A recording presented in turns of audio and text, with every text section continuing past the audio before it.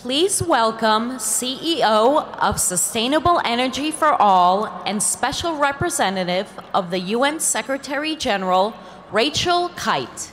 There was another woman did a big event here not so long ago, but I'm standing on the power button in the middle of the SDG array, and that's why we're here. Welcome to the third Sustainable Energy for All Forum. This is your forum. This is your platform. We've built it for you. You are our partners, partners in a movement, and we've tried to build this forum in a very special way. We've tried to build a marketplace for you to share ideas, for you to share and build new partnerships, for you to drive investment, and for you to drive action.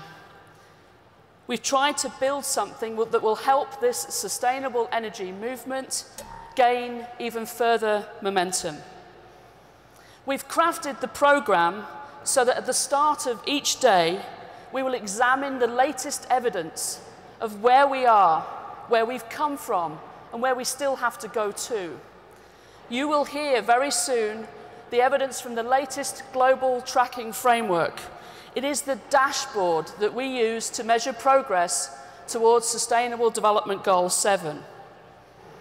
But we're here to focus on where we need to be in 2019, where we need to be in 2021, where we need to be in 2024, the end of the decade of Sustainable Energy for All, in order to be where we need to be, where we promised each other we would be in 2030.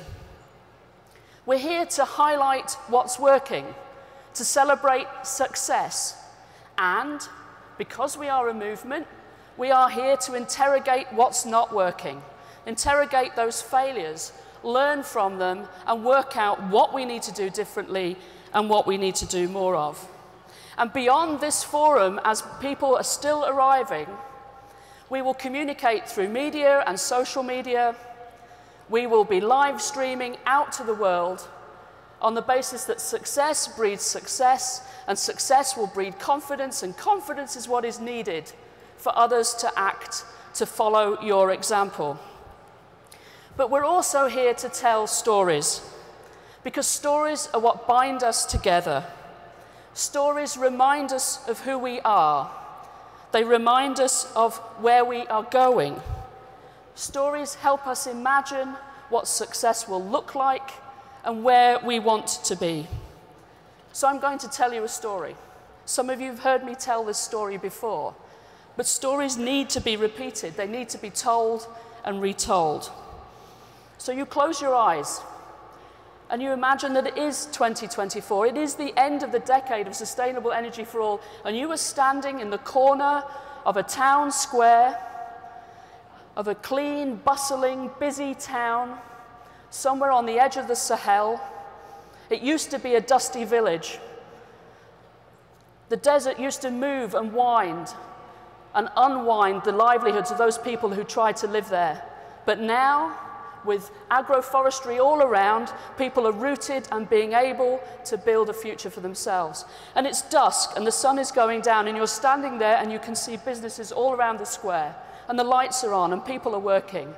And there are kids studying behind the businesses, and you can see the blinking lights of refrigerators as the doors open and close.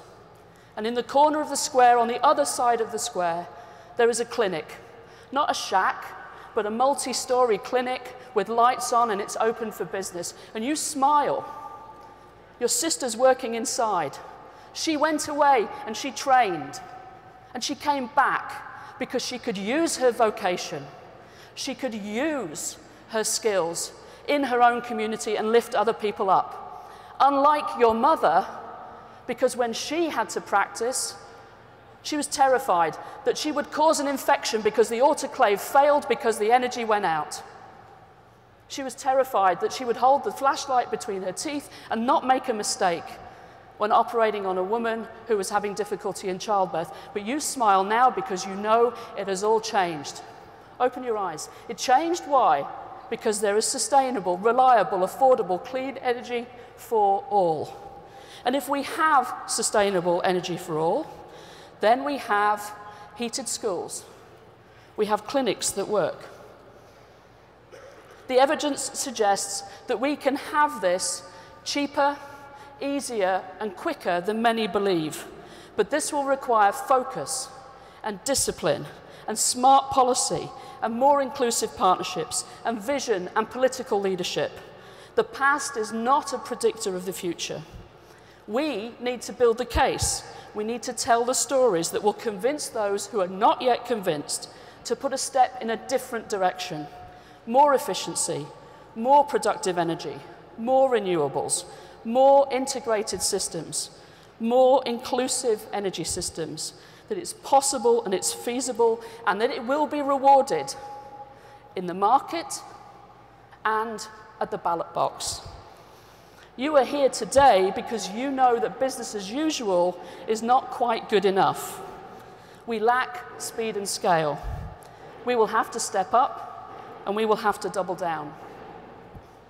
The Charter of the United Nations begins with the phrase, "We the peoples of the United Nations determined."